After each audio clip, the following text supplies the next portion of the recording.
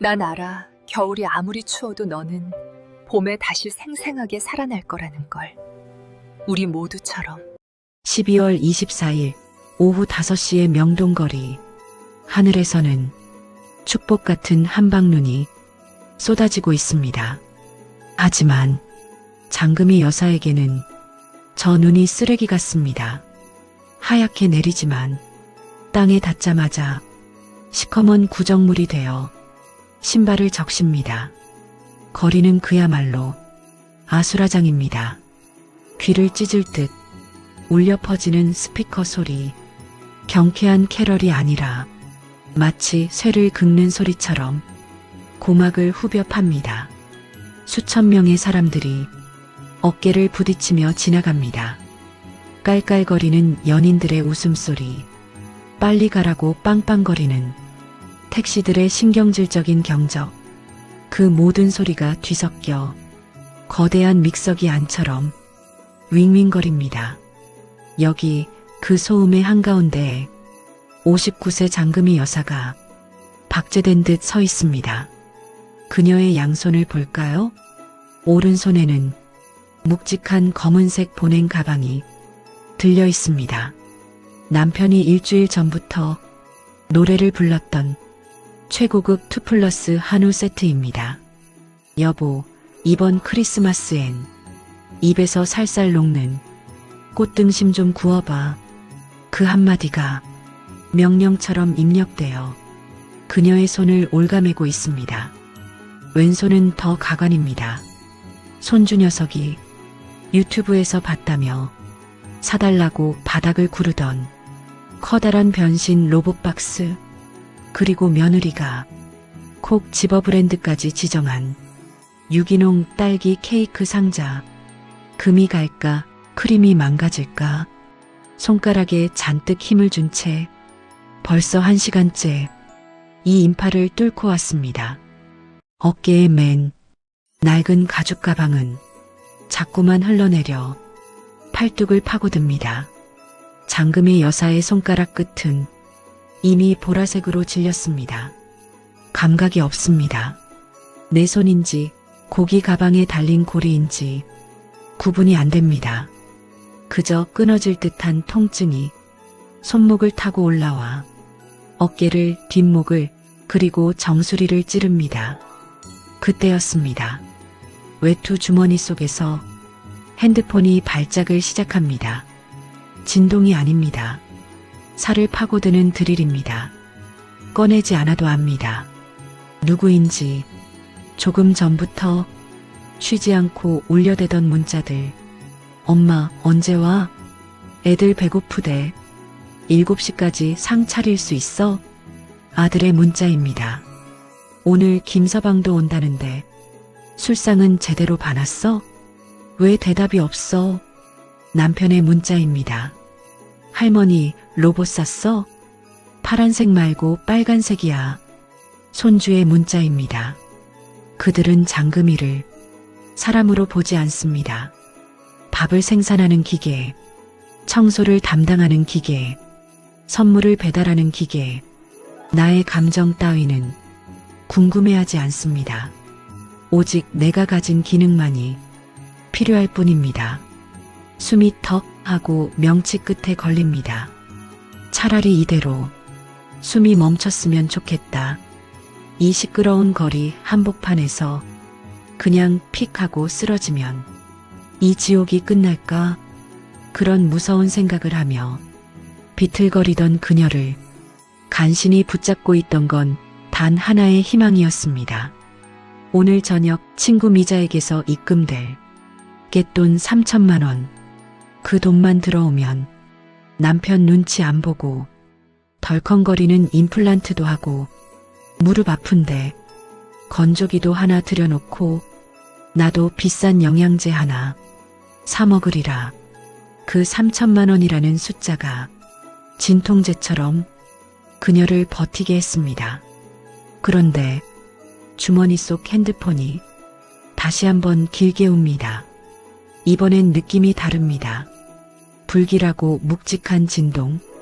금이 여사는 얼어붙은 손가락을 펴서 힘겹게 핸드폰을 꺼냅니다. 액정 위로 눈송이가 떨어져 녹습니다. 그 물기 사이로 보이는 글자. 금이야. 정말 미안해. 남편 공장이 부도났어. 계좌가 다 압류당했어. 내게 돈 못 줄 것 같아. 나 지금 도망가는 중이야. 정말 죽을 죄를 졌다. 시간이 멈춥니다. 명동거리의 그 시끄러운 캐럴 소리가 순식간에 지워집니다. 사람들의 웃음소리도 자동차 경적 소리도 아득하게 멀어집니다. 마치 물속에 깊이 잠긴 것처럼 먹먹한 진공 상태, 귓속에서 날카로운 이명소리만 사이렌처럼 울려 퍼집니다. 심장이 쿵 하고 내려앉는 줄 알았는데 아니었습니다. 머릿속 어딘가에서 무언가가 툭 하고 끊어지는 소리가 났습니다. 그것은 인내심이었을까요? 아니면 장금이라는 여자의 목숨줄이었을까요? 분노가 치밀어 올라 소리를 지를 줄 알았습니다. 내 돈 내놔 하고 길바닥을 뒹굴 줄 알았습니다. 그런데 너무나 거대한 충격은 감정조차 증발시켜버리더군요. 화가 나지 않습니다. 슬프지도 않습니다. 그냥 모든 것이 하얗게 지워져 버렸습니다. 손가락에 들어가 있던 마지막 힘이 스르르 풀립니다. 오른손에 들려있던 그 귀한 툭불 한우 세트가 바닥으로 떨어집니다. 시커먼 눈 웅덩이 속으로 처박힙니다. 왼손에 있던 손주의 로봇박스도 며느리의 유기농 케이크도 진흙탕 위로 볼품없이 뒹굽니다. 지나가던 사람들이 깜짝 놀라 쳐다봅니다. 어머, 저거 비싼 건데. 아줌마, 짐 떨어졌어요. 누군가 외치는 소리가 들리지만 금이 여사의 귀에는 들어오지 않습니다. 그녀는 짐을 줍지 않습니다. 쳐다보지도 않습니다. 마치 자신의 몸에서 떨어져 나간 암덩어리를 보듯 그저 멍하니 내려다볼 뿐입니다. 다리의 힘도 풀립니다. 그녀는 비틀거리다 길가 화단턱에 그대로 주저앉습니다. 차가운 돌바닥의 냉기가 엉덩이를 타고 올라옵니다. 그런데 이상합니다. 춥지가 않습니다. 영하 10도의 칼바람이 코트기 사이로 파고드는데 살갗이 시원하게 느껴집니다. 눈앞의 풍경이 변합니다. 짜증나게 번쩍거리던 크리스마스 트리의 불빛이 갑자기 아름다운 빛의 덩어리로 번져 보입니다. 사람들의 찌푸린 얼굴이 지워지고 그저 움직이는 형체로만 보입니다. 머릿속을 꽉 채우고 있던 수만 가지의 걱정들, 돈, 남편, 자식, 반찬, 청소, 그 시끄러운 개미떼들이 일제히 침묵합니다. 텅 비어버렸습니다. 장금이라는 여자가 평생을 바쳐 지켜온 그 무거운 나라는 짐이 저 바닥에 떨어진 고기박스와 함께 버려졌습니다. 그녀는 천천히 고개를 들어 회색빛 하늘을 올려다봅니다. 눈송이 하나가 그녀의 동공 속으로 빨려 들어옵니다. 아, 조용하다. 평생 처음 느껴보는 완벽한 고요. 그녀는 이제 울지 않습니다. 그저 텅 빈 눈으로 자신이 버린 짐들을 바라볼 뿐입니다. 마치 다시는 돌아가지 않을 전생의 유품을 바라보듯이 이상한 일입니다. 방금 전까지 내 머리통을 쪼개놓을 듯 시끄럽게 울려대던 그 모든 소음들이 마치 누군가 전원 코드를 뽑아버린 것처럼 일순간 사라졌습니다. 세상은 여전히 움직입니다. 사람들은 입을 벙긋거리며 침을 튀기고 지나가는 버스는 검은 매연을 내뿜으며 달려가고 가게 앞에 호객꾼은 손뼉을 치며 소리칩니다. 그런데 소리가 없습니다. 마치 두꺼운 유리병 너머의 무성 영화를 보는 것처럼 세상은 그저 움직이는 그림일 뿐입니다. 금이 여사는 화단턱에 앉아 자신의 무릎을 내려다봅니다. 두껍게 껴입은 코트기 사이로 영하 10도의 칼바람이 살갗을 파고듭니다. 평소 같았으면 추워 얼어 죽겠네 하며 몸을 웅크리고 떨었겠죠. 하지만 지금은 떨리지 않습니다. 춥지 않아서가 아닙니다. 춥다라고 느끼는 그 나라는 존재가 사라졌기 때문입니다. 그저 차가운 공기 입자가 피부 세포 하나하나를 스치고 지나가는 느낌, 마치 얼음장 같은 계곡물에 발을 담갔을 때처럼 그 감각이 오히려 선명하고 투명하게 느껴집니다. 아, 시원하다. 머릿속을 지글지글 끓게 하던 그 뜨거운 화병들이 이 차가운 바람에 씻겨 식어내려갑니다. 금이 여사의 시선이 서서히 들어 올려집니다. 눈앞의 풍경이 낯설게 보입니다. 명동거리에 그 현란한 네온사인 불빛, 빨강, 파랑, 노랑. 전에는 그 불빛들이 눈이 아프고 어지러웠는데 지금은 마치 밤하늘의 오로라처럼 아름다운 빛의 덩어리로 번져 보입니다. 초점이 흐려진 카메라 렌즈처럼 세상의 경계가 허물어집니다. 사람과 사람의 경계가, 소음과 침묵의 경계가, 나와 남의 경계가 흐릿하게 지워집니다. 그때였습니다. 바쁘게 지나가던 한행인의 두꺼운 부츠가 바닥에 널브러져 있던 금이 여사의 한우 박스를 세게 걷어찹니다. 소리는 들리지 않지만 진동이 느껴집니다. 충격을 받은 보냉 가방이 뒤집히며 열립니다. 그 귀한 툭불 1등급 한우 팩이 진흙탕 위로 튕겨나갑니다. 투명한 비닐 포장지 위로 시커먼 구정물이 쫙 하고 튀어오릅니다. 금이 여사의 눈동자가 그 순간을 놓치지 않습니다. 마치 초고속 카메라로 찍은 슬로우 모션처럼 검은 물방울들이 허공으로 솟구쳤다가 선홍빛 고기 위로 왕관 모양을 그리며 떨어지는 그 찰나의 순간 금이 여사는 눈 하나 깜짝하지 않습니다. 미간을 찌푸리지도 비명을 지르지도 않습니다. 그녀의 뇌가 과거의 데이터를 불러오지 못합니다. 저게 얼마짜리인데 아까워라. 저 인간을 당장 잡아. 그런 생각들이 전혀 떠오르지 않습니다. 대신 아주 엉뚱하고도 기이한 생각이 스쳐갑니다. 예쁘네. 시커먼 구정물이 튀어오르는 그 궤적이 마치 먹물이 번지는 수묵화처럼 보입니다. 그녀는 고개를 갸웃합니다. 저 붉은 고깃덩어리가 정말 내 것이었나? 저 고기를 구워서 남편 입에 넣어주고 맛있냐고 눈치를 보며 안절부절 못하던 그 여자가 정말 나였나? 기억이 나지 않습니다. 아주 먼 전생의 일처럼 아득하게만 느껴집니다. 행위는 미안하다는 듯 잠시 멈칫하더니 금이 여사의 초점 없는 눈을 보고는 겁을 먹은 듯 후다닥 도망쳐버립니다. 도망가는 남자의 뒷모습, 펄럭이는 코트 자락. 금이 여사는 그 모습조차 그저 흘러가는 풍경의 일부로 바라봅니다. 잡고 싶은 마음도 원망하는 마음도 없습니다. 그저 바람이 불어 나뭇잎이 굴러가듯 일어날 일이 일어났을 뿐입니다. 가슴속이 텅 비어버렸습니다.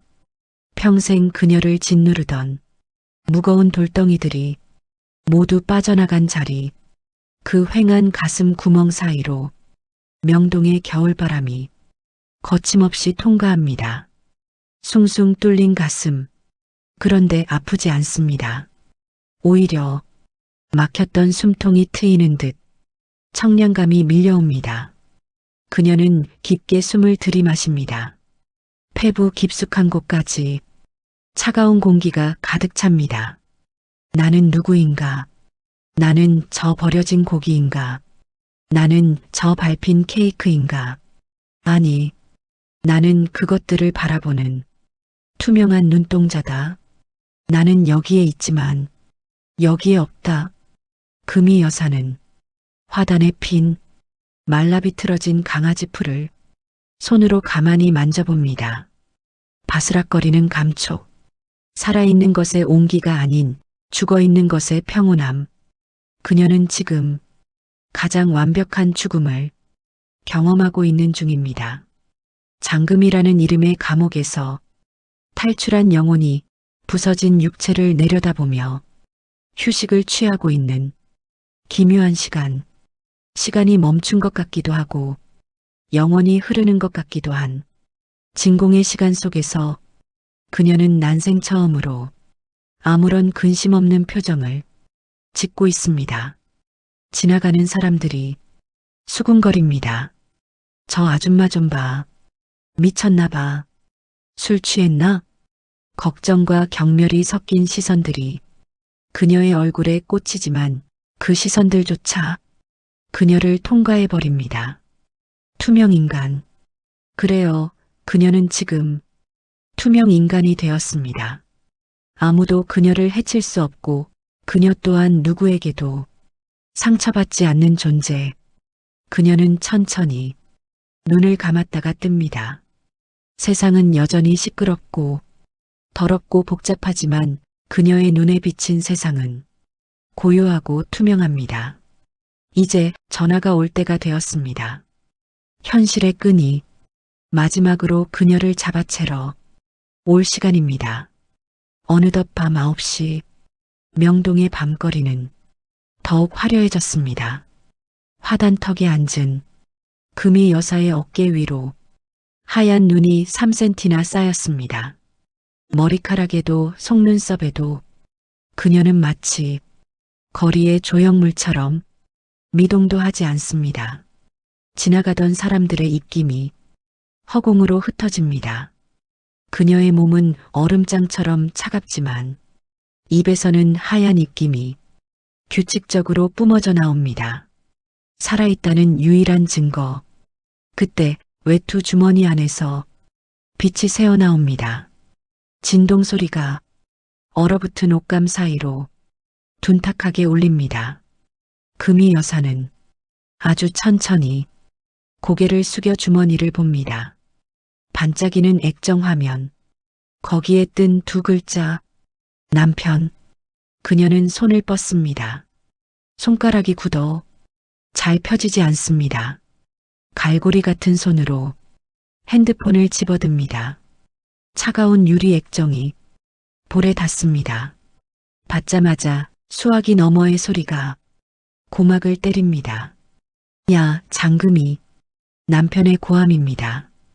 얼마나 크게 소리를 지르는지 핸드폰 스피커가 찢어질 듯 지직거립니다.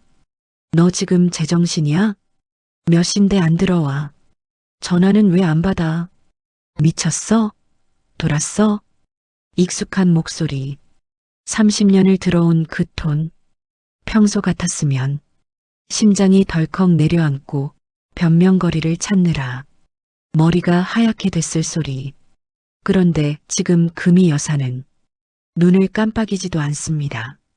그녀의 귀에는 저 낯선 고함 소리가 의미를 가진 언어로 들리지 않습니다. 그저 쇳소리 섞인 파동일 뿐입니다. 마치 라디오 주파수가 안 맞을 때 들리는 지직거리는 소음, 혹은 멀리서 짖는 개소리. 그녀는 핸드폰을 귀에서 5cm쯤 떼어냅니다. 시끄러워서가 아닙니다. 그 소리가 자신과는 아무 상관없는 소음처럼 느껴져서입니다. 여보세요? 내 말 안 들려? 어디냐고. 남편이 악을 씁니다. 금이 여사의 입술이 건조하게 떨어집니다. 감정이 0.1%도 섞이지 않은 기계적인 목소리. 명동. 수화기 저편에서 숨 들이키는 소리가 들립니다.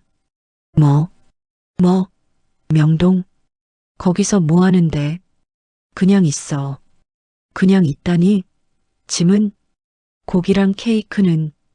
금이 여사의 시선이 바닥을 향합니다. 눈 속에 파묻혀 형체를 알아볼 수 없는 축축한 종이 박스들. 버렸어. 뭔 소리야? 무거워서 버렸어. 남편은 말을 잇지 못합니다. 기가 막힌다는 듯 거친 숨소리만 씩씩거립니다. 너 거기 꼼짝 말고 있어. 내가 지금 갈 거니까. 만나서 얘기해. 너 오늘 아주 죽었어. 뚝. 남편이 전화를 끊었습니다. 금이 여사는 꺼진 핸드폰 화면을 물끄러미 바라봅니다. 검은 화면 속에 자신의 얼굴이 비칩니다. 창백하게 질린 얼굴. 하지만 눈동자만은 심해처럼 깊고 까맣습니다. 두려움? 없습니다. 걱정? 없습니다. 남편이 와서 소리를 지르든 길바닥에서 뺨을 때리든 그건 그저 일어날 일일 뿐. 그녀는 핸드폰을 다시 주머니에 넣습니다.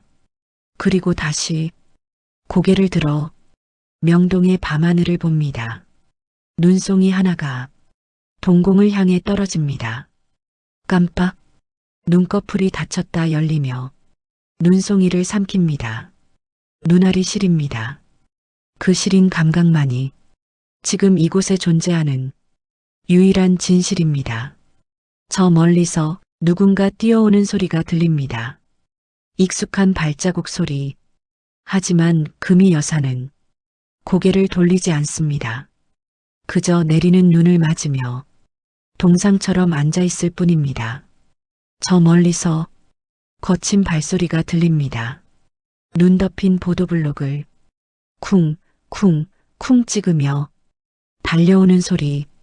금이 여사의 시야에 남편의 얼굴이 불쑥 들어옵니다. 붉게 상기된 얼굴, 입가에 하얗게 서린 거품, 콧김이 황소처럼 뿜어져 나옵니다. 이야, 장금이. 남편의 두꺼운 손이 금이 여사의 어깨를 거칠게 낚아챘습니다. 뼈가 울릴 만큼 센 악력. 하지만 금이 여사는 비명조차 지르지 않습니다.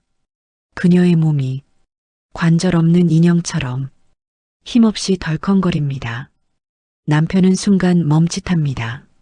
소리를 지르고 화를 내야 할 아내가 마치 죽은 생선 눈가를 하고 자신을 뚫어지게 쳐다봅니다. 초점이 없습니다. 눈동자에 자신의 얼굴이 비치는데 그녀는 그 너머의 허공을 보고 있습니다. 너 왜 이래? 술 마셨어? 약 먹었어? 남편이 그녀의 뺨을 툭툭 칩니다. 차가운 얼음장 같습니다. 살아있는 사람의 온도가 아닙니다. 남편의 눈동자가 분노에서 공포로 바뀝니다. 이봐, 정신 차려. 일어나. 집에 가자. 남편은 그녀를 짐짝처럼 일으켜 세웁니다. 다리에 힘이 없는 그녀를 반쯤 질질 끌다시피 하여 택시 승강장이 아닌 저 멀리 세워둔 차로 데려갑니다. 차 안은 후끈합니다. 히터를 얼마나 세게 틀었는지 숨이 막힐 지경입니다. 오래된 가죽 시트 냄새, 남편의 찌든 담배 냄새, 싸구려 방향제 냄새. 평소라면 머리가 아파 창문을 열었을 그 냄새들이 지금은 아무런 자극 없이 코 속으로 들어옵니다. 남편이 시동을 겁니다. 손을 덜덜 떱니다. 미쳤어. 진짜 미쳤어. 무슨 꼴을 하고 있는 거야. 남편은 운전 내내 혼잣말을 중얼거립니다. 하지만 금이 여사는 창문에 머리를 기댄 채 방만 내다봅니다. 창밖으로 스쳐 지나가는 서울의 야경, 붉은 십자가 불빛들, 끝없이 이어지는 가로등, 그 불빛들이 하나의 긴 선으로 이어져 그녀의 망막 위를 흐릅니다. 눈이 감깁니다. 졸려서가 아닙니다. 배터리가 0%가 되었기 때문입니다. 어떻게 집에 들어왔는지 기억나지 않습니다. 현관문 도어락 소리, 익숙한 집 냄새, 청국장 냄새와 눅눅한 빨래 냄새, 30년을 갇혀 살았던 그 감옥 같은 냄새가 폐부로 들어오지만 금희 여사의 뇌는 반응하지 않습니다. 그녀는 신발도 벗지 않은 채 거실을 지나 안방으로 비틀비틀 걸어갑니다. 야, 씻지도 않고 옷은 벗고 자야지. 남편의 고함 소리가 등 뒤에서 들리지만 그녀는 그대로 침대 위로 쓰러집니다. 몸이 매트리스 속으로 빨려 들어갑니다. 마치 늪지대처럼 눈꺼풀이 천근만근 무거워집니다. 머릿속에 있던 마지막 스위치가 딸깍 하고 내려갑니다. 암전. 시간이 얼마나 흘렀을까요? 안방의 커튼 틈 사이로 빛이 들어왔다 나갑니다. 푸르스름한 새벽빛이었다가 노란 아침 햇살이었다가 다시 붉은 노을이 됩니다. 금희 여사는 시체처럼 잠만 잡니다. 미동도 없습니다. 숨소리조차 들리지 않을 만큼 깊고 고요한 잠. 거실에서는 남편이 왔다 갔다 하는 발소리가 들립니다. 달그락거리는 그릇 소리, 크게 틀어놓은 TV 소리, 남편이 방문을 엽니다. 이봐, 안 일어나? 지금 24시간째야. 밥 안 먹어? 남편이 다가와 코 밑에 손가락을 대봅니다. 숨은 쉬고 있습니다. 겁이 난 남편은 그냥 문을 닫고 나갑니다. 다시 어둠, 다시 침묵, 꿈도 꾸지 않습니다. 그녀의 뇌 속에서는 지금 대대적인 공사가 벌어지고 있습니다. 장금이라는 이름이 기억 회로들이 끊어지고 녹아내리고 재배치됩니다. 억울했던 기억, 슬펐던 기억, 분노했던 기억, 그 끈적끈적한 감정의 찌꺼기들이 깊은 수면의 강물에 씻겨 하수구로 흘러내려갑니다. 뇌세포 하나하나가 새하얗게 표백되는 시간, 지구는 2바퀴를 돌았습니다. 12월 25일 크리스마스가 통째로 삭제되었습니다. 12월 26일 아침, 창밖에서 참새 소리가 들립니다. 그 소리가 고막을 맑게 두드립니다. 금희 여사의 속눈썹이 파르르 떨립니다. 천천히, 아주 천천히 눈을 뜹니다. 천장에 하얀 벽지가 보입니다. 그런데 이상합니다. 늘 보던 벽지인데 그 무늬 하나하나가 현미경으로 보듯 선명합니다. 눈에 끼어 있던 모래알 같은 이물감이 사라졌습니다. 뻑뻑하던 안구가 기름칠한 기계처럼 부드럽게 돌아갑니다. 그녀는 상체를 일으킵니다. 평소 아침이면 늘 찾아오던 허리의 뻐근함, 어깨를 짓누르던 곰 한 마리 없습니다. 깃털처럼 가볍습니다. 손을 들어 자신의 손바닥을 봅니다. 지문 하나하나가 살아서 숨쉬는 것 같습니다. 혈관 속을 흐르는 피의 온기가 느껴집니다. 머릿속이 쨍하고 울릴 만큼 맑습니다. 마치 한겨울에 창문을 활짝 열어놓은 것처럼 차가우면서도 상쾌한 공기가 뇌 속에 가득 차 있습니다. 생각이 없습니다. 걱정이 없습니다. 그저 깨어있음만 있습니다. 안방 문이 열리고 남편이 들이닥칩니다. 머리는 까치집을 하고 눈곱이 덕지덕지 낀 얼굴. 이틀 동안 밥을 못 얻어먹어 잔뜩 꼴이 난 표정입니다. 이봐, 죽었어? 이틀을 내리자네, 세상에. 배고파 죽겠어. 일어났으면 밥을 해야지. 남편의 고함 소리가 안방의 고요를 깨트립니다. 과거의 금희 여사였다면 화들짝 놀라 일어나며 미안해요. 늦잠 잤네 하며 허둥지둥 부엌으로 뛰어나갔겠죠. 혹은 당신은 손이 없어? 하며 같이 악을 썼겠죠. 하지만 지금 침대 위에 앉은 여자는 움직이지 않습니다. 그녀는 고개를 돌려 남편을 바라봅니다. 눈을 깜빡이지 않고 남편의 눈동자를 정면으로 응시합니다. 그녀의 눈빛이 너무나 투명하고 깊어서 남편은 순간 말문이 막힙니다. 왜 그렇게 봐? 남편이 뒷걸음질 칩니다. 금이 여사의 입술이 천천히 열립니다. 목소리가 나옵니다. 갈라지거나 쉬지 않은 맑고 울림이 큰 목소리. 배가 고프네. 그 한마디. 그것은 밥 달라고 보채는 남편에게 하는 말이 아니었습니다. 새로 태어난 자신의 위장이 살아있음을 알리는 신호를 보냈기에 그저 내뱉은 팩트였습니다. 그녀는 이불을 걷어내고 침대에서 내려옵니다. 발바닥에 닿는 장판의 감촉이 서늘합니다. 그녀는 뚜벅뚜벅 거실로 걸어나갑니다. 뒤에서 남편이 어안이 벙벙한 표정으로 따라 나옵니다. 이제 새로운 세상과 부딪힐 시간입니다. 부엌의 공기는 무겁고 탁했습니다. 이틀 동안 주인의 손길이 닿지 않은 싱크대엔 설거지감이 산처럼 쌓여 있습니다. 말라비틀어진 밥풀과 빨간 김치 국물이 묻은 접시들, 그리고 식탁 위에 널브러진 찌그러진 맥주 캔들에서는 시큼하고 눅눅한 냄새가 피어오르고 있습니다. 과거의 장금이라면 이 난장판을 보자마자 가슴을 치며 한숨을 토해냈겠죠. 내가 없으면 집구석이 쓰레기장이 된다며 고무 장갑부터 찾았을 겁니다. 하지만 48시간의 잠에서 깨어난 지금의 그녀는 그저 그 풍경을 있는 그대로 바라볼 뿐입니다. 더럽다거나 치워야겠다는 판단이 들지 않습니다. 그저 그곳의 사물들이 놓여 있다는 사실만 입력됩니다. 그녀는 냉장고 문을 엽니다. 묵직한 모터 소리와 함께 차가운 냉기가 얼굴을 덮칩니다. 물병을 꺼내 컵에 따릅니다.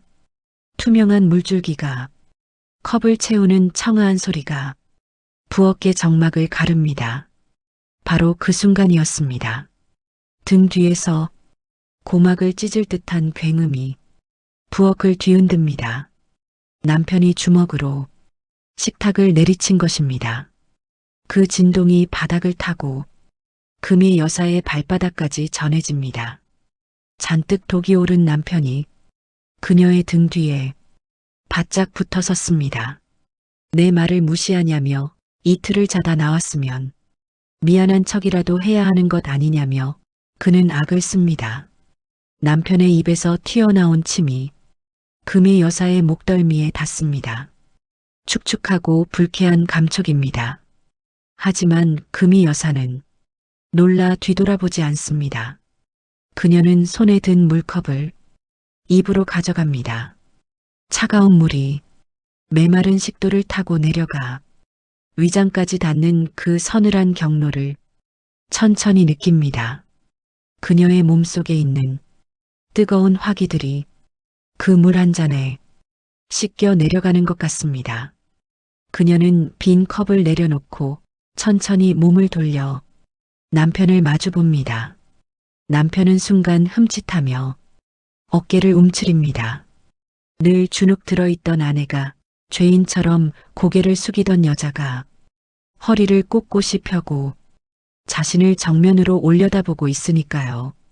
금이 여사의 맑은 눈동자가 남편의 얼굴을 현미경처럼 훑어내립니다. 이마에 깊게 패인 주름, 듬성듬성한 흰 머리카락, 누렇게 변색된 치아, 그리고 미세하게 파르르 떨리고 있는 남편의 눈꺼풀.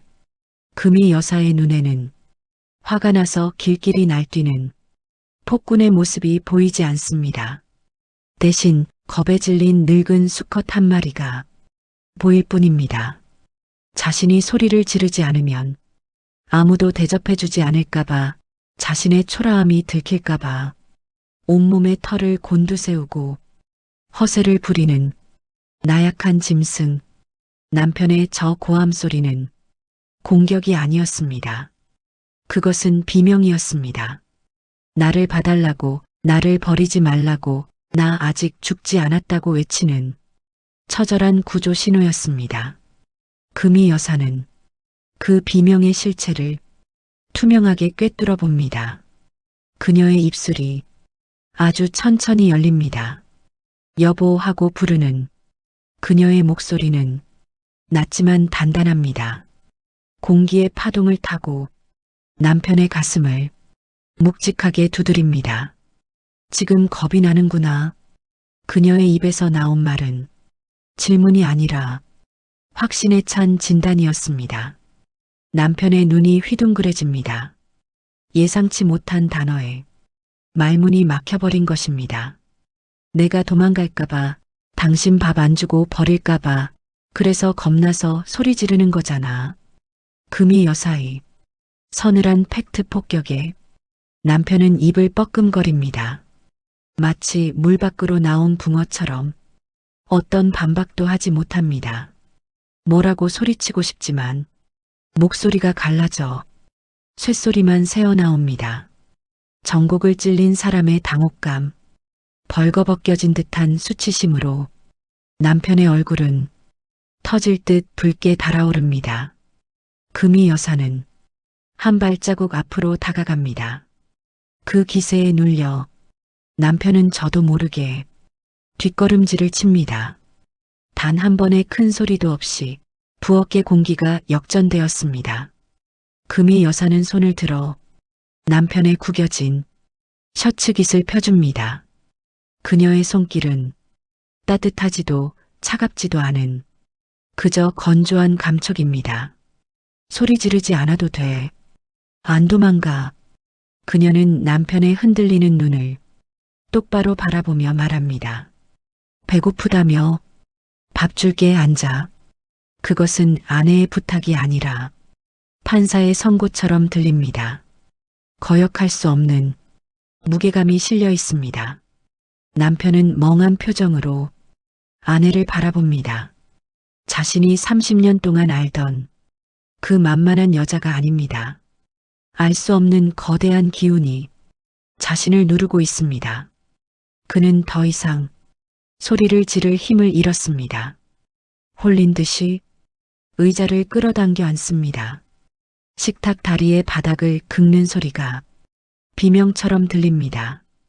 금이 여사는 냉장고에서 반찬통을 꺼냅니다. 김치통이 식탁에 놓이는 소리, 멸치볶음 뚜껑이 열리는 소리, 그 건조한 소음들이 부엌의 정막을 채웁니다. 그녀는 밥솥을 엽니다. 이틀 묵은 밥 냄새가 확 끼쳐오지만 그녀는 표정 하나 변하지 않습니다. 군더더기 없는 손놀림으로 밥을 풉니다. 망설임도 감정도 없는 기계적이고 정확한 움직임. 남편은 얌전히 앉아 아내의 낯선 등을 바라봅니다. 식탁을 쥔 그의 손에 식은땀이 배어 나옵니다. 그는 본능적으로 느낍니다. 무언가 변했다. 되돌릴 수 없이 완전히 변해버렸다. 이제 이 집의 질서는 내가 정하는 것이 아니다. 금이 여사가 김이 모락모락 나는 밥그릇을 남편 앞에 내려놓습니다. 먹어. 그 짧은 한마디가 종소리처럼 울려 퍼지며 오래된 권력관계를 단숨에 무너뜨립니다. 오후 2시의 거실, 겨울 햇살이 베란다 창을 넘어 거실 바닥 깊숙이 들어와 있습니다. 먼지들이 햇빛 속에서 춤을 추는 고요한 시간, 갑자기 현관 도어락이 요란하게 울립니다. 현관문이 벌컥 열리며 태풍 같은 바람이 몰아칩니다. 딸입니다. 한쪽 구두는 벗겨진 채 가방을 열어젖히고 뛰어들어옵니다. 엄마, 내 차 키 못 봤어? 딸의 목소리가 하이톤으로 갈라집니다. 나 지금 미팅 늦었어. 아무리 찾아도 없잖아. 엄마가 청소하다 치웠지? 딸은 거실 테이블을 뒤집고 가방 속 내용물을 와르르 쏟아냅니다. 립스틱, 영수증, 동전들이 바닥을 구릅니다. 온 집안을 쑥대밭으로 만들며 발을 동동 구르는 딸, 얼굴은 울그락불그락 터질 듯 붉게 달아올랐습니다. 하지만 소파에 앉은 금이 여사는 찻잔을 손에 든 채 미동도 하지 않습니다. 그녀의 눈에는 딸의 저 소란스러움이 마치 빨리 감기 한 비디오처럼 우스꽝스럽게 보입니다. 차키 본 적 없습니다. 치운 적도 없습니다. 그런데 이상합니다. 금이 여사의 시선이 저절로 소파 구석, 쿠션과 등받이 사이에 어두운 틈새로 향합니다. 그곳에 무엇이 있는지 눈으로는 보이지 않습니다. 하지만 그녀의 몸이, 아니 그녀의 오른쪽 손가락 끝이 마치 자석에 이끌리듯 움찔거립니다. 생각을 거치지 않은 행동. 그녀는 찻잔을 내려놓습니다. 달그락, 그리고 무심하게 소파 틈새 깊숙이 손을 쑥 집어넣습니다. 손가락 끝에 먼지에 보드라운 감촉이 닿습니다. 더 깊이 넣습니다. 그때 차가운 금속성의 감촉이 손끝에 걸립니다. 금이 여사는 천천히 손을 뺍니다. 그녀의 소나기에 들린 은색 자동차 스마트키가 오후의 햇살을 받아 반짝하고 빛납니다. 딸의 입이 떡 벌어집니다. 난장판을 치던 손이 허공에 멈춥니다. 헐, 대박. 엄마, 귀신이야? 딸은 소름이 돋는다는 듯 팔을 문지릅니다. 거기 있는 거 어떻게 알았어? 청소도 안 했다며? 금이 여사는 대답 대신 옅은 미소를 지으며 키를 건넸습니다. 알았던 게 아닙니다. 그냥 손이 가고 싶어 해서 보내주었을 뿐입니다. 내가 욕심을 비우니 사물들이 숨어 있던 곳에서 스스로 말을 걸어오는 느낌입니다. 저녁이 되자 가족들이 모두 모여 외식을 하러 나섰습니다. 연말의 도심은 거대한 주차장이나 다름없습니다. 백화점 지하 주차장 입구, 빨간색 네온 사인이 번쩍거립니다. 만차, 주차 요원이 야광봉을 X자로 흔들며 진입을 막습니다. 운전대를 잡은 아들이 신경질적으로 클락션을 울립니다. 아, 진짜 미치겠네. 들어가지도 못하게 하잖아. 차 돌릴 데도 없어. 차 안은 가족들의 짜증으로 후끈거립니다. 매캐한 배기가스 냄새가 창문 틈으로 스며듭니다. 브레이크 등 붉은 불빛들이 끝없이 이어져 있습니다. 뒷좌석에 남편도 거듭니다. 그러게 내가 뭘 했어. 택시 타고 오자니까. 아수라장입니다. 하지만 조수석에 앉은 금이 여사는 편안하게 등받이에 몸을 기대고 있습니다. 그녀는 주차 요원의 다급한 수신호를 보는 게 아니라 그가 흔드는 야광봉에 붉은 궤적을 봅니다. 참 예쁘게도 흔드네. 그녀의 시선이 지하 3층으로 내려가는 어두운 램프 쪽을 향합니다. 그녀는 문득 손가락을 들어 그 어둠 속을 가리킵니다. 저기 내려가 보자. 아들이 인상을 찌푸립니다. 엄마 만차라잖아. 내려가 봤자 갇혀서 오도 가도 못해. 가봐. 자리가 있을 것 같아. 근거는 없습니다. 확신도 아닙니다. 그냥 입에서 말이 저절로 흘러나왔습니다. 아들은 툴툴거리면서도 핸들을 꺾습니다. 에이 몰라. 갇히면 엄마 탓이야. 차가 지하의 어둠 속으로 미끄러져 내려갑니다. 지하 3층. 예상대로 차들이 빽빽하게 들어차 있습니다. 비상등을 켠 차들이 자리가 나기를 기다리며 하이에나처럼 서성입니다. 아들이 한숨을 쉽니다. 꺼봐, 없잖아. 이제 차 어떻게 돌려? 바로 그 순간이었습니다. 금이 여사가 탄 차가 엘리베이터 바로 앞 가장 명당 자리 앞을 지나려는 찰나 검은색 세단 한 대에 후미등이 켜집니다. 붉은 브레이크 등이 어둠 속에서 강렬하게 빛납니다. 후진 기어가 들어가는 소리, 거짓말처럼 차가 빠져나갑니다. 마치 금이 여사를 위해 일부러 자리를 비워주기로 약속이라도 한 것처럼 아들이 급브레이크를 밟습니다. 와, 미쳤다. 엄마, 오늘 뭐 있어? 로또 샀어? 아들의 목소리가 떨립니다. 가족들은 환호성을 지르지만 금이 여사는 동요하지 않습니다. 그녀는 창밖으로 빠져나가는 차의 뒷모습을 물끄러미 바라봅니다. 내가 억지로 비집고 들어가려 할 땐 그렇게도 자리가 없더니 마음을 내려놓고 그저 흐름에 몸을 맡기니 꽉 막힌 벽이 스스로 열려 길을 내어줍니다. 식당으로 가는 시내 도로 위. 퇴근 시간과 겹쳐 도로는 붉은 강물처럼 보입니다. 가다 서다를 반복하는 지루한 정체. 평소 같으면 멀미가 난다며 창문을 내리고 인상을 썼을 금이 여사입니다.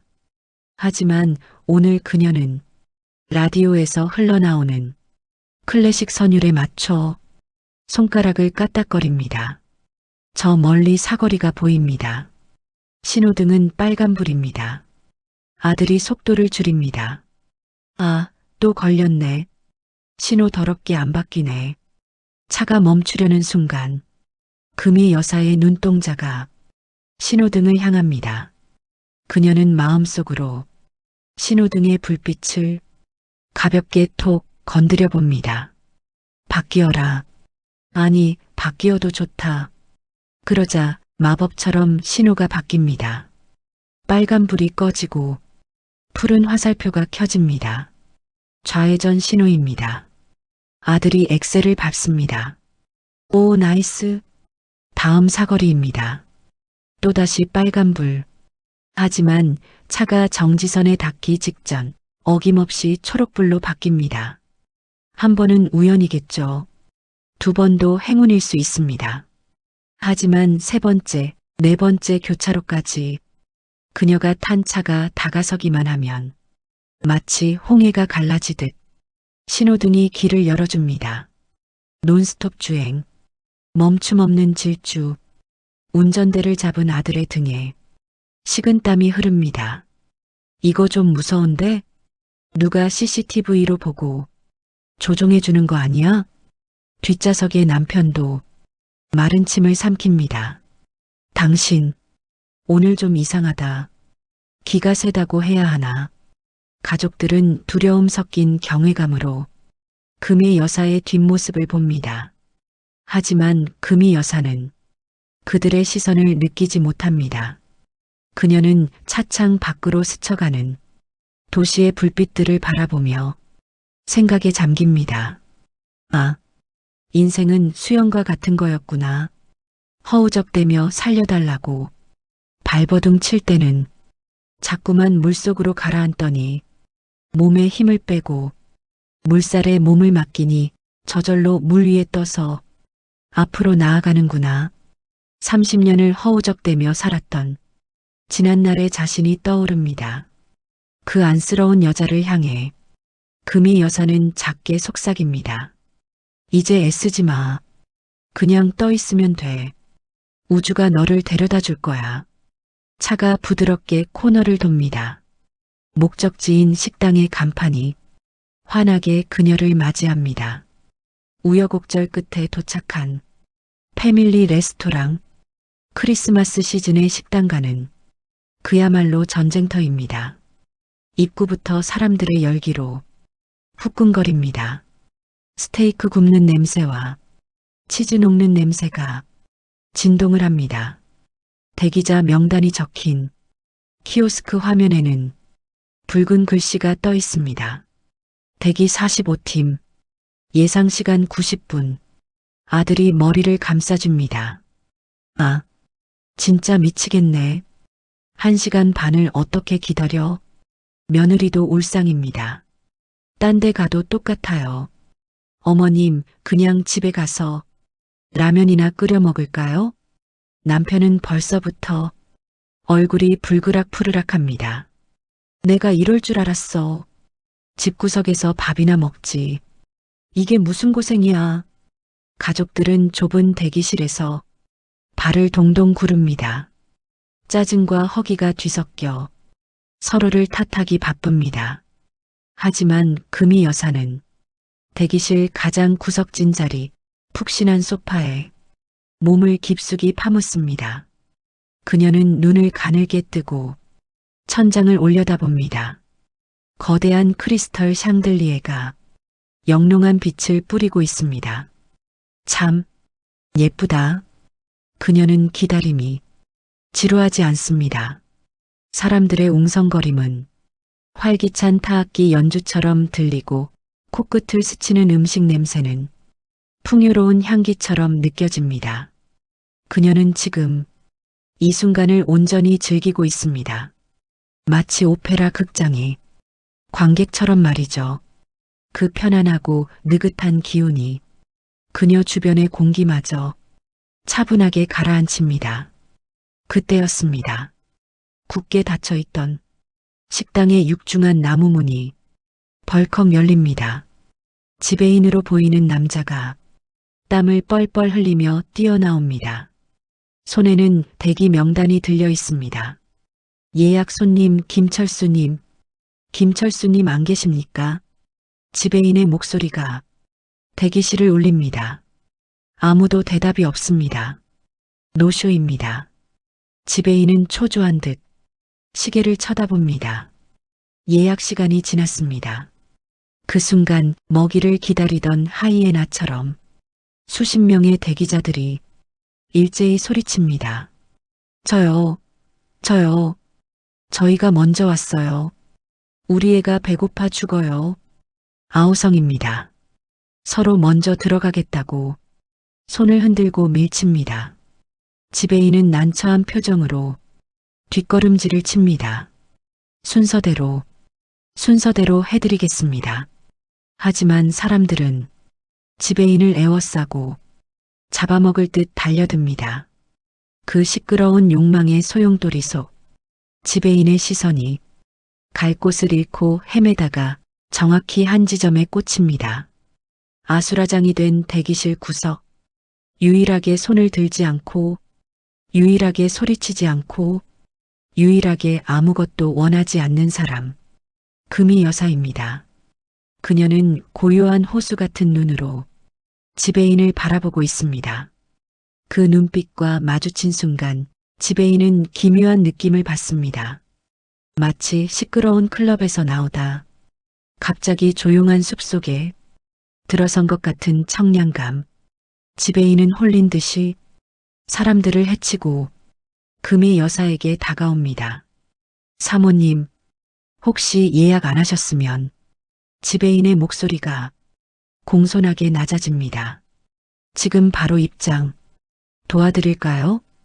8인 단체 룸이 방금 비었습니다. 며느리가 눈을 동그랗게 뜹니다. 네, 저희 번호표도 안 뽑았는데요. 저 사람들이 먼저 온 거 아니에요? 지배인은 부드럽게 웃으며 고개를 젓습니다. 괜찮습니다. 사모님 인상이 저희 가게랑 너무 잘 맞으셔서요. 이유는 없습니다. 그냥 그래야 할 것 같아서입니다. 운명처럼 말이죠. 크리스마스 선물이라 생각해 주세요. 제일 좋은 자리입니다. 가족들은 입을 다물지 못합니다. 대박이다. 오늘 엄마 진짜 뭐 있다. 가족들은 신이 나서 지배인의 뒤를 따라갑니다. 금이 여사는 천천히 자리에서 일어납니다. 기뻐하거나 흥분하지 않습니다. 그저 문이 열렸으니 물 흐르듯 들어갈 뿐입니다. 안내받은 곳은 식당 가장 안쪽에 위치한 프라이빗 룸입니다. 통유리창 너머로 도심의 야경이 보석처럼 펼쳐져 있습니다. 와, 여기 뷰 미쳤다. 남편도 헛기침을 하며 어깨를 으쓱합니다. 거봐, 내가 오자고 했잖아. 금이 여사는 상석에 앉습니다. 의자의 가죽 감촉이 부드럽습니다. 가족들은 메뉴판을 보며 결정장애에 빠져 있습니다. 스테이크는 너무 비싸고, 파스타는 양이 적을 것 같고, 세트는 구성이 별론데, 욕망이 충돌하는 소리가 시끄럽습니다. 금이 여사는 메뉴판을 보지 않습니다. 그녀는 그저 창밖을 봅니다. 입안이 텁텁합니다. 시원한 물 한 잔 마시고 싶네. 말을 뱉지도 않았습니다. 생각만 했을 뿐입니다. 그런데 그 순간 룸의 문이 열리고 웨이터가 들어옵니다. 은색 쟁반 위에 얼음이 가득 담긴 크리스털 물잔을 들고서 실례합니다. 시원한 얼음물 먼저 준비했습니다. 목이 마르실 것 같아서요. 웨이터는 정확히 금이 여사 앞에 물잔을 내려놓습니다. 남편의 눈이 휘둥그레집니다. 당신 물 마시고 싶었어? 어떻게 알았지? 금이 여사는 차가운 물잔을 듭니다. 손끝에 전해지는 냉기가 짜릿합니다. 주문은 주방장 특선 코스로 준비해 드릴까요? 고민하실 필요 없이 가장 좋은 부위로만 나옵니다. 웨이터가 제안합니다. 가족들은 서로 눈치를 봅니다. 가격이 만만치 않을 텐데 그때 금이 여사가 짧게 대답합니다. 그래요. 그 한마디에 모든 고민이 종결됩니다. 식사가 시작되었습니다. 입에서 살살 녹는 안심 스테이크, 신선한 랍스터 구이. 가족들은 허겁지겁 먹느라 말도 없습니다. 전투적인 식사입니다. 하지만 금이 여사는 천천히 씹으며 맛을 음미합니다. 재료 본연의 맛, 불의 향기, 소스의 풍미. 내가 욕심을 부리지 않아도 세상은 이미 나에게 최고의 것을 줄 준비가 되어 있었구나. 식사가 거의 끝날 무렵이었습니다. 주방장이 직접 하얀색 셰프 모자를 쓰고 카트를 밀고 들어옵니다. 카트 위에는 은색 덮개가 덮인 접시 하나가 놓여 있습니다. 오늘의 마지막 서프라이즈입니다. 주방장이 덮개를 엽니다. 짜잔! 그 안에 있는 것은 빨간 딸기가 산처럼 쌓인 2단 생크림 케이크였습니다. 저거, 며느리가 비명을 지릅니다. 저거 한정판이잖아요. 제가 아까 예약하려고 전화했는데 품절이라고 했던 건데. 맞습니다. 크리스마스 시즌 한정, 돈 주고도 못 산다는 그 전설의 케이크입니다. 예약 취소분이 딱 하나 남았습니다. 어느 테이블에 드릴까 고민하다가 이 방에 드리고 싶어서 가져왔습니다. 주방장은 정중하게 금이 여사 앞에 케이크를 내려놓습니다. 며느리는 사진 찍느라 바쁩니다. 아들이 멍하니 중얼거립니다. 엄마, 솔직히 말해봐. 엄마 뒤에 누구 있지?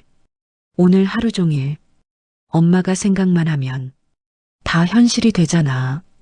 남편도 두려운 눈빛으로 아내를 쳐다봅니다. 당신, 좀 무섭다. 가족들은 이제 본능적으로 느낍니다. 지금 이 식탁의 중심은, 아니 이 세상의 중심은 자신들이 아니라 저기 조용히 앉아있는 금이 여사라는 것을. 금이 여사는 포크로 케이크를 한 입 베어 뭅니다. 입안 가득 퍼지는 달콤하고 부드러운 맛. 그녀는 생각합니다. 억지로 쟁취하려 할 땐 그렇게 도망가던 행운들이 손을 놓으니 제 발로 걸어오네. 그녀는 냅킨으로 입가를 닦으며 희미하게 웃습니다. 이제 알겠습니다. 어떻게 살아야 하는지. 새벽 5시 알람 소리는 없습니다. 하지만 금이 여사의 눈은 정확한 시간에 떠집니다. 어둠이 내려앉은 안방, 남편의 코 고는 소리만이 규칙적으로 들려옵니다. 그녀는 조용히 이불을 걷어냅니다. 바스락거리는 소리조차 조심스러운 고요함, 발바닥에 닿는 차가운 마룻바닥의 냉기가 정수리까지 전해집니다. 그녀는 거실로 나옵니다. 불을 켜지 않습니다. 어둠에 익숙해진 눈동자가 사물들의 윤곽을 더듬습니다. 주방으로 가서 전기포트의 스위치를 누릅니다. 보글보글 물이 끓어오르는 소리가 새벽의 정막을 채웁니다. 그녀는 머그잔에 따뜻한 물을 따릅니다.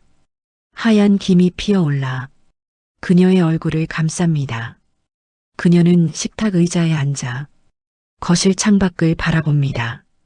아직 해가 뜨지 않은 검푸른 하늘. 그녀는 두 손으로 따뜻한 컵을 감싸줍니다. 손바닥으로 전해지는 온기. 이제 그녀만의 의식이 시작됩니다. 그것은 명상이 아닙니다. 기도도 아닙니다. 그저 가만히 지켜보는 것입니다. 시계 초침 소리를 듣고 있는데 불청객이 찾아옵니다. 머릿속 깊은 곳에서 스멀스멀 기어 올라오는 오래된 습관들. 오늘 아들 카드값 막아야 하는데, 어제 남편이 화냈는데, 오늘 아침밥은 뭘 하지? 걱정이라는 이름의 생각들이 마치 연기처럼 피어올라 그녀의 시야를 가리려 합니다. 예전에 금이 여사였다면 그 연기를 들이마시고 콜록거리며 괴로워했겠죠. 가슴이 답답해지고 심장이 콩닥거렸을 겁니다. 해결책을 찾으려 머리를 쥐어뜯었겠죠. 하지만 지금의 그녀는 그 생각들을 잡지 않습니다. 그저 찻잔 위로 피어오르는 수증기를 보듯 머릿속의 생각들을 물끄러미 바라봅니다. 또 왔네. 걱정이 왔구나. 그녀는 생각에게 말을 걸지도 따지지도 않습니다. 그저 그것이 거기에 있음을 확인할 뿐입니다. 마치 창밖을 지나가는 구름을 보듯이 남편이 화낼지도 몰라 라는 생각이 떠오르면 그녀는 그 문장을 공중에 띄워놓고 바라봅니다. 저건 내가 아니다. 저건 그냥 뇌가 만들어낸 소리다. 지나가는 자동차 소음처럼, 바람 소리처럼 그녀가 반응하지 않고 가만히 쳐다만 보자 신기한 일이 벌어집니다. 시커멓게 뭉쳐있던 불안 덩어리가 스르르 흩어지기 시작합니다. 마치 아침 햇살을 받은 안개처럼 형체를 잃고 녹아내립니다. 주인인 그녀가 먹이를 주지 않으니 생각은 힘을 잃고 스스로 사라져버립니다. 그녀는 후 하고 숨을 내뱉습니다. 가슴속에 남아있던 마지막 찌꺼기까지 허공으로 날려보냅니다. 텅 빈 마음, 아무것도 없는 깨끗한 공간. 그녀는 그 텅 빈 공간을 가만히 느낍니다. 고요하다. 아무 일도 없다. 나는 안전하다. 창밖이 서서히 밝아옵니다. 검푸른 어둠이 걷히고 보랏빛 여명이 스며듭니다. 거실 바닥으로 희미한 빛의 입자들이 내려앉습니다. 금이 여사는 자신의 내면이 저 새벽 하늘처럼 넓어졌음을 느낍니다. 어떤 먹구름이 몰려와도 하늘 자체를 더럽힐 순 없듯이 어떤 걱정이 찾아와도 지금의 이 고요함을 깨뜨릴 순 없습니다. 그녀는 물을 한 모금 마십니다. 따뜻한 물이 몸속 깊은 곳까지 퍼져나갑니다. 세포 하나하나가 깨어나는 느낌. 그녀의 입가에 아주 옅은 미소가 번집니다. 오늘 하루 무슨 일이 일어나든 상관없습니다. 좋은 일이든 나쁜 일이든 그저 손님처럼 왔다가 갈 것임을 아니까요. 그녀는 컵을 내려놓습니다.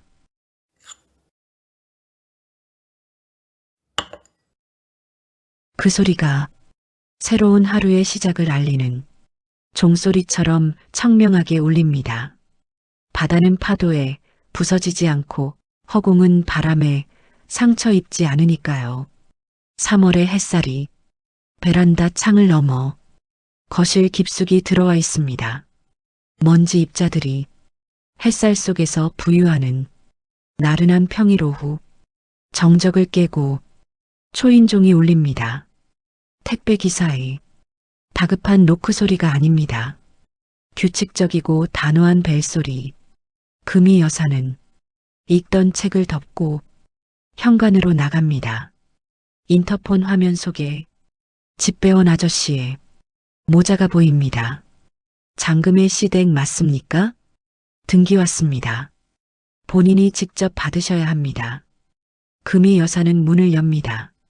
차가운 봄바람과 함께 집배원이 내민 것은 관공서의 로고가 찍힌 두툼한 누런 대봉투였습니다. 보내는 사람 국토교통부. 봉투를 받아든 금이 여사의 손끝에 묵직한 무게감이 전해집니다. 그녀는 식탁 의자에 앉아 봉투의 귀퉁이를 찢습니다. 거친 종이가 찢어지는 소리가 고요한 거실을 가릅니다. 봉투 안에서 A4 용지 뭉치가 미끄러져 나옵니다. 맨 앞장에 적힌 굵은 검은색 헤드라인. 공익사업용 토지 수용, 보상협의 통지서. 금이 여사의 시선이 종이 위를 천천히 훑어내립니다. 강원도 산골짜기. 지도에도 잘 나오지 않는 그 맹지. 20년 전 친정 오빠의 빚보증 때문에 울며 겨자 먹기로 떠안았던 버려진 땅. 남편에게 들키면 당장 이혼이라도 당할까봐 장롱 깊숙이 처박아 둔 채 기억에서 지워버렸던 그 땅. 그곳이 고속철도 역세권 개발지구에 포함되었다는 내용입니다. 그리고 그 아래 가장 중요한 숫자가 적혀 있습니다. 보상 산정 금액. 금이 여사는 숫자를 읽지 않고 동그라미 개수부터 셉니다. 1, 10, 100, 1000, 만, 10만, 100만. 동그라미가 끝도 없이 이어져 있습니다. 1000만, 그녀의 눈동자가 잠시 멈칫합니다. 잘못 본 게 아닐까? 다시 셉니다. 손가락으로 숫자를 하나하나 짚어봅니다. 맞습니다. 남편이 30년 동안 회사에 목을 메고 벌어온 그 모든 돈을 합쳐도 만져볼 수 없는 액수. 로또 1등 당첨금보다 훨씬 더 큰 숫자가 검은색 잉크로 박혀 있습니다. 심장이 쿵쾅거려야 마땅합니다. 손이 떨려야 정상입니다. 어머나 세상에 하며 입을 틀어막아야 합니다. 그런데 금이 여사의 심장은 평소와 똑같은 박자로 뜁니다. 1분에 70회. 단 한 박자도 빨라지지 않습니다. 그녀는 그저 식탁 위에 놓인 종이를 물끄러미 바라볼 뿐입니다. 마치 남의 집 전기요금 고지서를 보듯이, 혹은 신문에 난 어느 재벌의 기사를 보듯이. 그때 현관 도어락이 열립니다. 남편입니다. 오늘따라 일찍 퇴근했습니다. 축 처진 어깨로 구두를 벗던 남편의 눈에 식탁 위에 놓인 누런 대봉투가 들어옵니다. 이게 뭐야? 관공서에서 뭐가 왔어? 남편은 넥타이를 풀며 식탁으로 다가옵니다. 무심코 통지서를 집어듭니다. 종이를 읽어 내려가는 남편의 눈이 점점 커집니다. 동공이 지진 난 것처럼 흔들리기 시작합니다. 이게 무슨 남편의 입술이 파르르 떨립니다. 종이를 쥔 손이 격렬하게 요동칩니다. 종이 떨리는 소리가 요란하게 울립니다. 여보, 이거 당신 땅이야? 당신 땅이 있었어? 남편의 목소리가 갈라져 삑사리가 납니다. 20년 전에 그 산골짜기 땅이. 남편은 숫자를 확인하고 비명을 지릅니다. 으악, 이게 얼마야? 1, 10, 100, 1000, 남편의 얼굴이 터질 듯 붉게 달아오릅니다. 목에 핏대가 섭니다. 그는 식탁을 주먹으로 치며 방방 뛰기 시작합니다. 대박이다. 진짜 대박이 터졌어. 여보, 우리 부자 됐어. 이제 그지 같은 회사 당장 때려치워도 돼. 강남 아파트 살 수 있어. 차도 벤츠로 바꾸자. 남편은 흥분을 주체하지 못해 거실을 뱅글뱅글 돕니다. 금의 여사를 와락 끌어안으려다 미끄러져 넘어질 뻔합니다. 아이고, 장금이. 장하다 내 마누라. 내가 이럴 줄 알았어. 당신은 복덩이야. 평생 밥만 축낸다며 구박하던 입에서 찬사가 쏟아져 나옵니다. 거실은 순식간에 남편의 광기로 가득 찹니다. 욕망이 끌어넘치는 용광로처럼 후끈거립니다. 하지만 금이 여사는 그 소란의 한가운데 섬처럼 앉아 있습니다. 그녀는 찻잔을 들어 식은 차를 한 모금 마십니다. 차갑게 식은 찬물이 목을 타고 넘어갑니다. 그녀의 눈에는 날뛰는 남편의 모습이 슬로우 모션처럼 보입니다. 침을 튀기며 웃는 입, 탐욕으로 번들거리는 눈빛, 돈이라는 종이 조각 앞에서 춤을 추는 저 가벼운 영혼. 우스꽝스럽습니다. 그리고 안쓰럽습니다. 찻잔을 내려놓습니다. 그 작은 소리가 남편의 고함 소리를 뚫고 공간을 장악합니다. 여보, 낮고 서늘한 목소리. 진정해. 혈압 터지겠어. 남편이 춤을 멈추고 금이 여사를 쳐다봅니다. 그녀의 반응이 이해가 안 됩니다. 아니, 당신 안 기뻐? 이게 돈이 얼만데. 지금 춤을 춰도 모자랄 판에. 금이 여사는 식탁 위의 통지서를 손가락 끝으로 톡 칩니다. 그냥 종이 쪼가리야. 숫자일 뿐이야. 그녀의 눈빛은 너무나 건조해서 바스라질 것 같습니다. 남편은 찬물을 뒤집어 쓴 듯 멍해집니다. 아내에게서 뿜어져 나오는 차가운 냉기에 압도됩니다. 금이 여사는 창밖을 바라봅니다. 저 돈은 내 욕망의 대가가 아닙니다. 내가 움켜쥐고 있던 두려움을 놓아버리자 그 빈 공간을 채우기 위해 우주가 보내준 도구일 뿐입니다. 타이밍이 기가 막힙니다. 내가 돈에 미쳐 있을 땐 그렇게 도망 다니더니 내가 돈을 돌보듯 하니 제 발로 안방까지 걸어 들어왔습니다. 그녀는 희미하게 웃습니다. 남편은 돈을 보고 웃지만 금이 여사는 이 완벽한 이치를 보고 웃습니다. 이제 이 거대한 에너지를 어디로 흘려보내야 할까? 그녀는 벌써 다음 흐름을 보고 있습니다. 돈이라는 기적은 서막에 불과했습니다. 4월의 어느 날 베란다 창밖에는 연산홍이 붉게 피어 있고 바람에서는 달콤한 꽃향기가 묻어나는 나른한 오후였습니다. 그 평화로운 정적을 깨고 현관문이 쾅 하고 열립니다. 거친 숨소리와 함께 딸이 뛰어들어옵니다. 얼굴이 잘 익은 토마토처럼 상기되어 있습니다.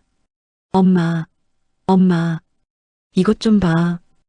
신발도 벗지 않고 거실로 달려온 딸이 금이 여사의 무릎 위에 무언가를 떨어뜨립니다.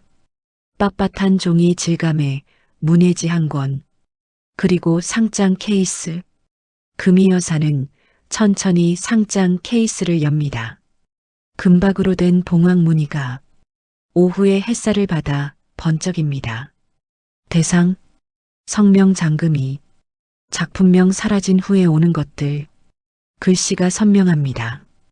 금이 여사의 손끝이 자신의 이름 석자 위를 가만히 더듬습니다. 이게 뭐니? 딸은 흥분을 주체 못하고 방방 뜁니다. 내가 보냈어. 엄마가 식탁 위에 둔 노트. 그거 내가 타이핑해서 공모전에 냈다고. 기억이 납니다. 새벽 5시 내면의 청소를 끝내고 나면 찾아오던 그 텅 빈 시간. 금이 여사는 그 시간이 좋아서 식탁에 굴러다니던 몽당 연필을 깎았습니다. 사각, 사각. 종이 위를 달리는 연필 소리가 좋아서 그냥 적어 내려갔습니다. 누구에게 보여주려는 글이 아니었습니다. 잘 쓰려는 욕심도 없었습니다. 그저 마음속에 고여있던 투명한 단어들이 손가락을 타고 흘러나와 종이 위에 맺혔을 뿐입니다. 심사평이 적힌 페이지를 펼쳐봅니다. 기교 하나 없는 투박한 문장. 그러나 그 행간에 숨겨진 서늘하고도 따뜻한 통찰. 마치 산전수전 다 겪은 도인이 먼 산을 바라보며 툭 뱉은 듯한 충격적인 필력이다. 유명 출판사에서 온 출판 계약서도 함께 놓여 있습니다. 계약금 숫자가 제법 묵직합니다. 퇴근하고 돌아온 남편이 이 광경을 봅니다. 눈이 휘둥그레집니다. 당신 글 썼어? 반만 하던 사람이 언제 작가 된 거야? 남편은 믿기지 않는다는 듯 아내의 얼굴과 상장을 번갈아 쳐다봅니다. 하지만 금이 여사는 담담하게 찻잔을 듭니다. 내가 쓴 게 아니야. 겸손이 아닙니다. 사실입니다. 나라는 자아가 사라지니 그 빈틈으로 우주의 지혜가 수도꼭지 틀듯 흘러나왔을 뿐입니다. 나는 그저 연필을 쥔 통로였을 뿐. 그녀는 자신의 손을 내려다봅니다. 주름진 손등 위로 햇살이 따뜻하게 내려앉습니다. 평생 쓸모없다고 생각했던 이 늙은 손이 사실은 마법의 지팡이였음을 이제야 알게 됩니다. 그리고 며칠 후 더 깊은 울림이 찾아옵니다. 핸드폰이 짧게 진동합니다. 은행 알림 문자입니다. 금이 여사는 무심코 화면을 확인합니다. 입금 5천만 원. 송금인 김민석. 그리고 낯선 이름 3글자. 김민석? 잘못 보낸 돈이겠거니. 생각하는 찰나 모르는 번호로 전화가 옵니다. 여보세요. 수화기 너머에서 거친 숨소리가 들립니다. 긴장한 듯 떨리는 호응. 어머니, 혹시 기억하실지 모르겠습니다. 저 민석입니다. 김민석? 금이 여사의 미간이 살짝 좁혀집니다. 기억의 서랍을 뒤집니다. 10년 전 행복식당 고시생. 기억의 파편이 맞춰집니다. 10년 전 남편 몰래 식당 설거지 알바를 하던 시절이었습니다. 주방의 비릿한 생선 냄새, 산처럼 쌓인 그릇들, 그 구석진 테이블에 매일 점심때면 찾아오던 빚적 마른 청년 하나, 낡은 운동화, 해진 배낭, 늘 4,000원짜리 가장 싼 백반만 시키던 청년. 배가 고파 허겁지겁 먹으면서도 눈치를 보며 반찬 리필을 못하던 그 모습이 꼭 집 나간 아들 같아서 금이 여사는 사장님 몰래 밥 공기를 꾹꾹 눌러 담았습니다. 남은 계란말이 2개를 슬그머니 밥 위에 얹어주며 등을 두들겨 주었습니다. 많이 먹어. 먹고 힘내. 그게 다였습니다. 대가도 이름도 바란 적 없는 아주 사소한 친절, 수화기 너머의 청년이 울먹이기 시작합니다. 그때 어머니가 주신 그 밥심으로 버텼습니다. 저 변호사 됐습니다. 어머니, 이번에 큰 소송 이기고 첫 성공 보수 받았습니다. 제일 먼저 어머니 생각이 났습니다.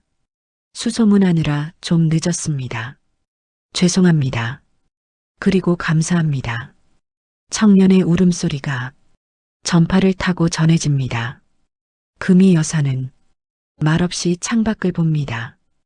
입금된 5천만 원이라는 숫자보다 청년의 뜨거운 눈물이 가슴을 더 세게 때립니다. 눈가가 시큰해집니다. 슬퍼서가 아닙니다. 가슴속 깊은 곳에서 무언가가 꽉 차오르는 느낌. 돈이 돈을 부르는 게 아니라 사랑이 더 큰 사랑을 불러 되돌아오는 이치. 내가 무심코 던진 작은 조약돌 하나가 10년이라는 시간을 돌고 돌아 거대한 파도가 되어 나에게 밀려왔습니다. 세상은 냉정한 거래처가 아니었습니다. 세상은 거대한 메아리의 벽이었습니다. 금이 여사의 뺨 위로 따뜻한 물줄기 하나가 주르륵 흘러내립니다. 그녀는 핸드폰을 귀에 바짝 댑니다. 청년의 숨소리가 마치 옆에 있는 듯 생생합니다. 고맙네. 잘 자라줘서 정말 고맙네. 그녀의 목소리가 미세하게 떨립니다. 돈 때문에, 성공 때문에 흘리는 눈물이 아닌 존재와 존재가 연결되는 순간의 전율. 금이 여사는 가슴 위에 손을 얹습니다. 텅 비어있던 가슴 구멍이 이제야 비로소 완벽하게 채워졌습니다. 따뜻하다. 나는 혼자가 아니다. 오후의 햇살이 눈물 젖은 그녀의 얼굴을 환하게 비춥니다. 그날 저녁 어둠이 내려앉은 거실에 무거운 침묵이 감돕니다. 거실 탁자에 온 가족이 둘러앉아 있습니다. 남편, 아들, 며느리, 그리고 금이 여사. 금이 여사는 말없이 종이 3장을 테이블 중앙에 내려놓습니다. 종이가 미끄러지는 소리가 유난히 크게 들립니다. 국토부의 토지보상 통지서, 출판사의 출판 계약서, 그리고 5천만 원 입금증. 가족들의 시선이 종이 위에 꽂힙니다. 억소리 나는 보상금 액수, 작가라는 타이틀, 그리고 통장에 찍힌 현금, 마른 침 넘어가는 소리가 정막을 깨고 들립니다. 남편의 동공이 흔들립니다. 아들은 입을 벌린 채 다물지 못합니다. 며느리는 눈치를 살핍니다. 이 엄청난 힘을 쥔 사람이 바로 자신들이 무시하던 어머니라는 사실에 그들은 압도당해 있습니다. 금이 여사가 입을 엽니다. 목소리의 톤은 높지도 낮지도 않습니다. 그저 잔잔한 호수 같습니다. 여보, 그리고 얘들아. 가족들이 화들짝 놀라 허리를 곧게 펴니다. 나는 오늘부로 제사를 지내지 않는다. 남편의 눈이 휘둥그레집니다. 맏며느리가 제사를 안 지낸다니 천지가 개벽할 소리입니다. 하지만 그는 입을 떼지 못합니다. 내 마음이 더 이상 그곳에 머물지 않기 때문이다. 형식은 껍데기일 뿐 조상님은 마음으로 모시기로 했다. 그게 자연스러운 흐름이다. 금이 여사의 시선이 며느리를 향합니다. 그리고 밥도 하지 않는다. 부엌은 나의 감옥이 아니다. 배고픈 사람이 스스로 챙겨 먹는 것, 그것이 살아있는 자의 도리다. 이제 너희 식사는 각자 알아서 해결해라. 너무나 당연한 말인데 그 당연한 말을 하는데 30년이 걸렸습니다. 가족들은 멍한 표정으로 고개를 끄덕입니다. 거역할 수 없는 기운이 그들을 누르고 있습니다. 마지막으로 금이 여사의 손가락이 식탁 위의 서류들을 가볍게 톡 칩니다. 이 돈과 이 땅은 아들이 숨을 멈춥니다. 기대감으로 눈이 반짝입니다. 혹시나 콩고물이라도 떨어질까? 너희에게 가지 않는다. 아들이 충격을 받은 듯 상체를 뒤로 젖힙니다. 네, 엄마, 그게 무슨... 저 지금 대출이자 때문에 죽을 맛인데 아들이 다급하게 매달립니다. 하지만 금이 여사는 아들의 애원하는 눈빛을 담담하게 받아냅니다. 동요하지 않습니다. 벌을 주려는 게 아니다. 너를 미워해서도 아니다. 그저 이 돈의 흐름이 너희 쪽이 아닐 뿐이다. 부모의 돈은 부모의 에너지다. 내 에너지가 너희를 덮치면 너희는 스스로 설 수 없다. 너희는 너희의 힘으로 살아야 진짜 너희의 삶을 살 수 있다. 이 돈은 세상의 그늘진 곳으로 흘러가게 둘 생각이다. 냉정한 선언. 하지만 그 목소리 밑바닥엔 뜨거운 신뢰가 깔려 있습니다. 너희는 강하다. 내 도움 없이도 살 수 있다. 라는 무언의 응원. 가족들은 입을 다뭅니다. 서운함과 충격, 그리고 알 수 없는 부끄러움이 교차하는 표정들. 금이 여사는 더 이상 설명하지 않습니다. 설득하려 애쓰지도 않습니다. 할 말은 끝났다는 듯 자리에서 일어납니다. 그녀는 뒤도 돌아보지 않고 자신의 방으로 걸어갑니다. 닫힌 방문 너머로 가족들의 한숨소리가 들리지만 그녀는 개의치 않습니다. 방으로 돌아온 금이 여사, 불 꺼진 방 창가에 서서 밤하늘의 달을 올려다봅니다. 긴장이 풀려서일까요? 후 하고 긴 숨이 나옵니다. 그녀는 유리창에 비친 자신의 얼굴을 봅니다. 아까 거실에서 가족들에게 했던 말들을 되감기 해봅니다. 너희를 위해서, 스스로 서게 하기 위해서 그럴싸한 이유들이었지만 금이 여사는 문득 가슴 한구석이 찔립니다. 아, 이것 또한 나의 오만이었구나. 그들이 충격받을까봐 미리 정리해준다는 배려, 그들이 바르게 크길 바라는 교육적인 의도, 그것조차 실은 내가 그들을 통제하고 싶다는 마지막 욕망의 찌꺼기였습니다. 내가 손을 놓으면 그들이 무너질 거라는 착각, 내가 길을 알려줘야 한다는 미세한 우월감, 나는 아직도 완전히 놓지 못하고 있었구나. 금이 여사는 쓴웃음을 짓습니다. 그들이 대출 이자에 허덕이든 라면을 끓여 먹든 원망하며 욕을 하든 그것 또한 그들의 우주가 알아서 할 일, 그들이 겪어야 할 고통이라면 겪게 둬야 합니다. 그것이 그들의 몫이니까요. 내가 끼어들 자리는 애초에 없었습니다.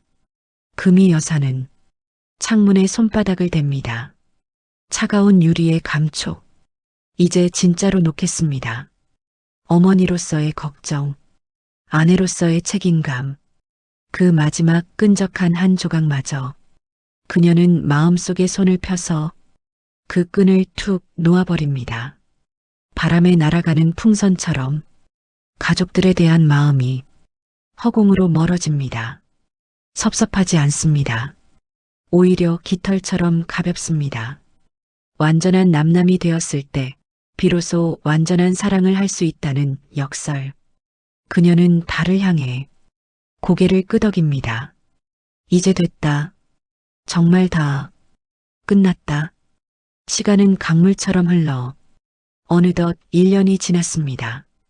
강원도의 어느 한적한 바닷가, 절벽 위에 세워진 작은 하얀색 집, 통유리창 너머로 끝없이 펼쳐진 동의 바다가 푸른 물감을 풀어놓은 듯 넘실거리고 있습니다.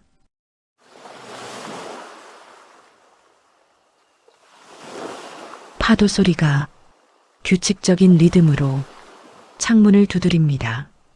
오후의 햇살이 바다 윤슬에 부딪혀 반짝이는 보석 가루처럼 방 안으로 쏟아져 들어옵니다. 그 창가에 여자가 앉아 있습니다.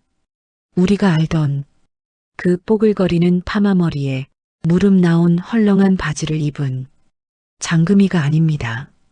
단정하게 자른 짧은 은발의 머리카락이 햇빛을 받아 빛납니다. 몸에 부드럽게 감기는 하얀 린넨 셔츠, 소매를 걷어 올린 팔목이 가늘지만 단단해 보입니다. 그녀의 앞에는 얇은 노트북 하나와 김이 모락모락 나는 커피 한 잔이 놓여 있습니다.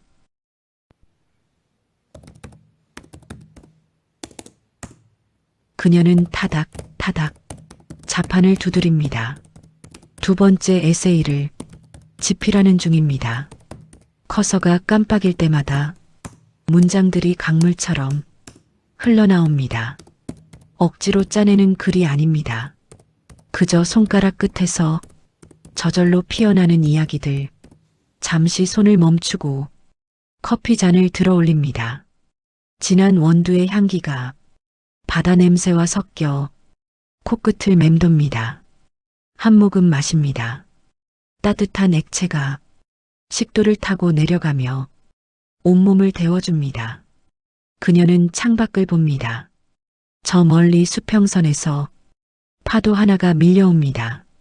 하얀 거품을 물고 해안가를 향해 달려들더니 모래사장 위에서 스르르 부서져 사라집니다. 왔다가 사라지는 것들, 잡으려 하지 않아도 오고 막으려 하지 않아도 갑니다. 금이 여사의 입가에 편안한 미소가 번집니다. 1년 전의 그날, 명동 거리 한복판에서 무거운 짐들을 내려놓던 그 순간이 떠오릅니다. 그때는 몰랐습니다. 그것이 끝이 아니라 가장 위대한 시작이었음을.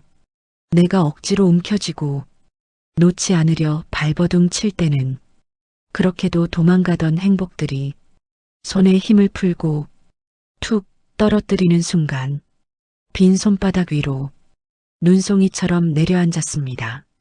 돈도 명예도 사람도 비어있는 공간을 찾아 스스로 흘러들어왔습니다.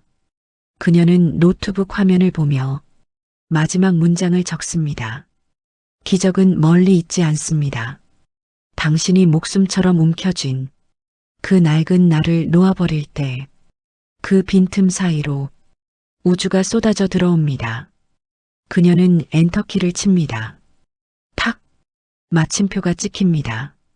금이 여사는 의자를 돌려 화면 밖에 당신을 바라봅니다. 그녀의 깊고 고요한 눈동자가 당신의 눈동자와 마주칩니다. 그리고 조용히 묻습니다. 자, 이제 당신 차례입니다. 지금 당신의 어깨를 짓누르는 그 무거운 짐, 그 낡은 걱정들 한번 툭 하고 놓아보시겠습니까?